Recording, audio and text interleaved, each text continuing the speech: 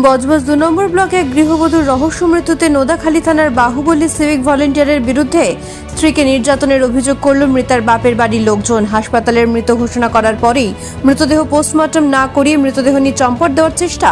আসবে বিস্তারিত খবরে।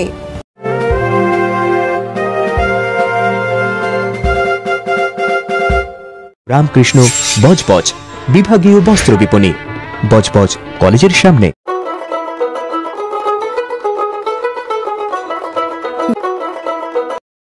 বজবজ ২ নম্বর ব্লকের নোদাখালী থানার সাতগাছায় অমিত খাড়ার সাথে প্রায় ৭ বছর আগে বিবাহ হয় বজবজের ৭ নম্বর ওয়ার্ডের বাসিন্দা রিয়া কুণ্ডুর।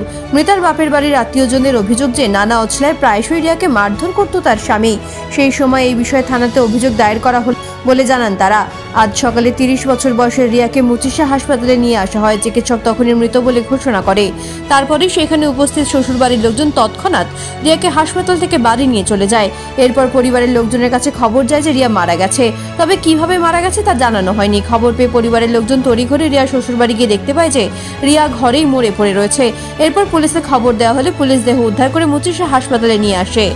বলতে আমাদের কাছে সকালবেলা ফোন আসে 9:30 থেকে 10টার মধ্যে যে রিয়া মারা গেছে বলে। ওনার হাজব্যান্ড ফোন করেন যে রিয়া মারা গেছে। এখানে মুচিশা হসপিটালে নিয়ে আসা হয়েছিল। তো ওখান থেকে ডাক্তাররা দেখে বলেছেন যে এখানে ও মারা গেছে, মৃত অবস্থাতেই আনা হয়েছিল, যেটা আমার পরে বৌদি এসে জানতে পেরেছে যে মৃত অবস্থাতে আনা হয়েছিল। তো দিয়ে এখানে যখনই বলেছেন মৃত, তো ওনারা বলেছেন যে পোস্টমর্টমের কথা, তখনই ওনারা সঙ্গে সঙ্গে বডি নিয়ে চলে গেছে, হসপিটাল থেকে নিয়ে চলে গেছে। ডেথ সার্টিফিকেট এখান থেকে কিছু নেয়নি বা এখান থেকে কোনো কিছুই পারমিশন নেয়নি। ডাক্তার মৃত বলার সঙ্গে সঙ্গে বডি নিয়ে বাড়ি চলে গেছে। আমাদের বাড়িতে 2 দিন আগে এসছে, কাল রাতে কথাও বলেছে। আর ভাবছি যে কিছু খাইয়েছে, কিভাবে মারা গেছে এটা জানার জন্যই তো আমরা পোস্টমর্টমটা করতে চাইছি। থানায় অভিযোগ আমরা জানিয়েছি, এই জন্য আমাদের যতদূর যেতে হয় আমরা ততদূরই যাব।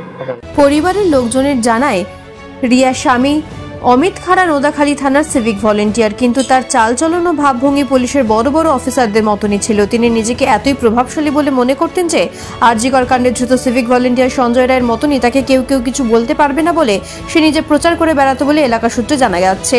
পরিবারের লোকজন ইতিমধ্যেই থানায় খুনের অভিযোগ দায়ের করেছেন। লিখিত অভিযোগের ভিত্তিতে নোদাখালী থানার পুলিশ অভিযুক্ত সিভিক ভলেন্টিয়ারকে আটক করেছে।